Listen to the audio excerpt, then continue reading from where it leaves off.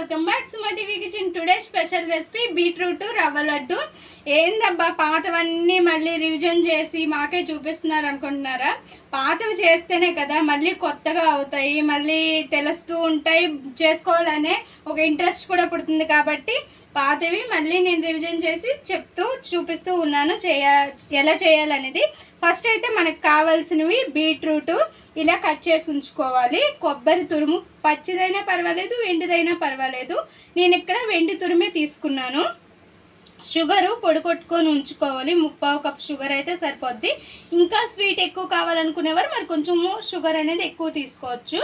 And ఇక్కడ 1/2 cup వరకు నేను రవ్వ తీసుకున్నాను. ఇంకా నెయ్యి and elaichi powder and dry fruits ఇలా తురుముకొని ఉంచుకున్నాను. ఇప్పుడు స్టవ్ పైన ఒక బాండిల్ పెట్టుకోవాలి. ఇంకా స్టవ్ వెలిగించుకొని ఇలా చిన్న బాండిల్ పెట్టేసుకొని అందులో కొద్దిగా గీ వేసుకోవాలి. ఇంకా వేసుకొని ఇందులో డ్రై ఫ్రూట్స్ అనేవి ఫ్రై చేసి తీసుకుందాం.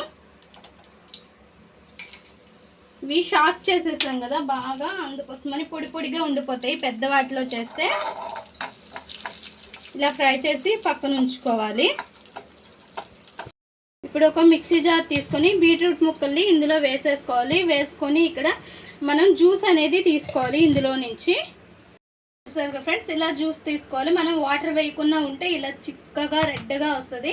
ఇంకా దీన్ని పక్కన పెట్టేసేయాలి. ఇంకా స్టవ్ పైన ఒక ప్యాన్ పెట్టేసుకోవాలి. ఇందులో ఇంకా ఉన్నది మనం నెయ్యి ఉంచుకున్నాం కదా, ఉన్నది వేసేసుకోవాలి. వేసుకొని రవ్వ అనేది ఫ్రై చేసుకోవాలి. రవ్వ అంటే ఏ రవ్వ అని చెప్పలేదు కదా, ఉప్మా రవ్వ, సూజీ రవ్వ అంటారు. ఇంకా దీన్ని బాగా ఫ్రై చేసుకోవాలి ఈ నేతిలో.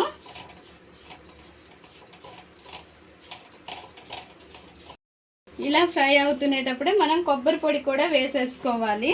వేసుకొని దీన్ని కూడా ఫ్రై చేసుకోవాలి మంచిగా.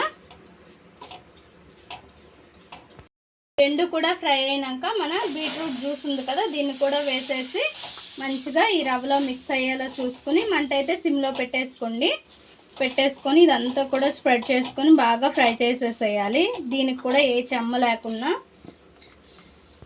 మొత్తం కూడా మిక్స్ చేసుకున్న తర్వాత స్టవ్ ఆఫ్ చేసేసి ఒక బౌల్లోకి తీసేసుకుందాం. ఇంకా డ్రై ఫ్రూట్స్ పొడి ఉంది కదా, ఇలా చాప్ చేసుకున్నవి మనం నెయ్యిలో ఫ్రై చేసుకున్నవి దాన్ని కూడా వేసేసి గోరువెచ్చగా ఉండేటప్పుడు ఇంకా షుగర్ పొడి ఉంది కదా, షుగర్ పొడి కూడా వేసేసేయాలి. షుగర్ పొడి చూసుకొని వేసుకోవాలి. ఇలాచి కూడా వేసేసి ఇంకా అన్నీ కూడా బాగా మిక్స్ చేసుకోవాలి. ఇంకా మీకు ఉండ రాకపోతే కొద్దిగా పాలు వేసి మీరు ఉండ అనేది చుట్టుకోవచ్చు. ఇంకా కొద్దిగా కాచి చల్లార్చిన పాలు అనేవి కొద్దిగా వేసుకొని ఇలా మిక్స్ చేసుకొని లడ్డూలు అనేవి చుట్టుకోవాలి. లేదు అంటే బీట్రూట్లో ఉండే వాటర్ చెమ్మ అనేది సరిపోతే ఇంకా అవసరం లేదు. చూసారుగా సరిపోయినాయి, కొంచెమే లైట్గా వేసుకుంటే సరిపోతాయి.